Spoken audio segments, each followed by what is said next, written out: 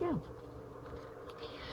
Good Housekeeping magazine described the group as having no membership, no dues, no paid leaders, no new theological creed, no regular meetings. It's simply a fellowship of people who desire to follow a way of life. There are four absolutes: absolute honesty, absolute purity, absolute unselfishness, and absolute love. The keys to a spiritual life. There are also four practices. One, the sharing of our sins and temptations with another Christian life given to God, as to use sharing as witness to help others, still unchanged, to recognize and acknowledge their sins. Number two, surrender our life past, present, and future into God's keeping and direction. Number three, restitution to all whom we have wronged directly or indirectly. Number four, listening to and requiring God's guidance and carrying it out in everything that we do and say, great or small. These ideals are to form the basis of today's Alcoholics Anonymous, and the founders of that organization were groupers or Buckmanites.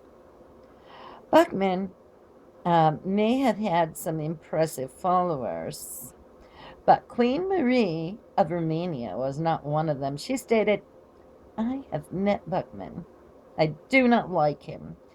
He seemed to me to be a snob. He spoke of God as if he were the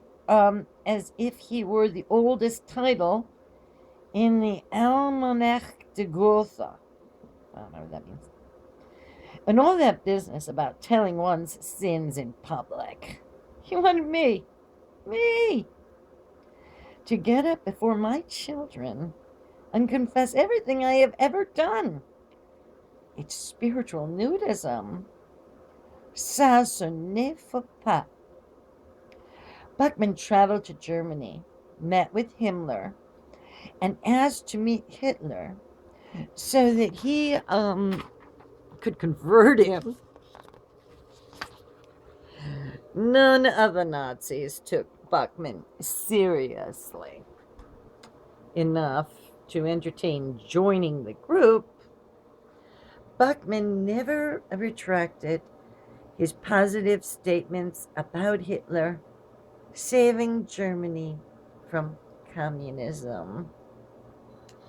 In Akron, Ohio, Jim Newton, an Oxford group member, knew that one of Firestone's sons, Russell, serious alcoholic. He took him to an Oxford group conference. The young man gave his life to God and thereafter enjoyed extended periods of sobriety.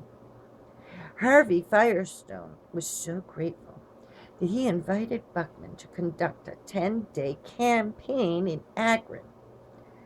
They left behind them a strong, functioning group which met each week in the house of T. Henry Williams. Among them were an Akron surgeon, Bob Smith, who was a secret drinker. Another drinker, Bill Wilson, joined the Oxford group and went on a mission to save other alcoholics. Though he was not able to keep one alcoholic sober, he found that by engaging in the activity of trying to convert others, he was able to keep himself sober. It was this realization that he needed another alcoholic to work with that brought him into contact with Dr. Bob Smith. Dr. Smith and Bill W., as he was later called, went on to found Alcoholics Anonymous. Wilson later acknowledged the early AA got its ideas of self-examination, acknowledgement of character defects, restitution for harm done, and working with others straight from the Oxford group and from nowhere else. The Oxford group began to lose important former members, especially Sam Shoemaker in 1941, who had led the American group because he believed Buckman wanted to start a sect. Reinhold Niebuhr called the movement socially vicious and religiously vapid.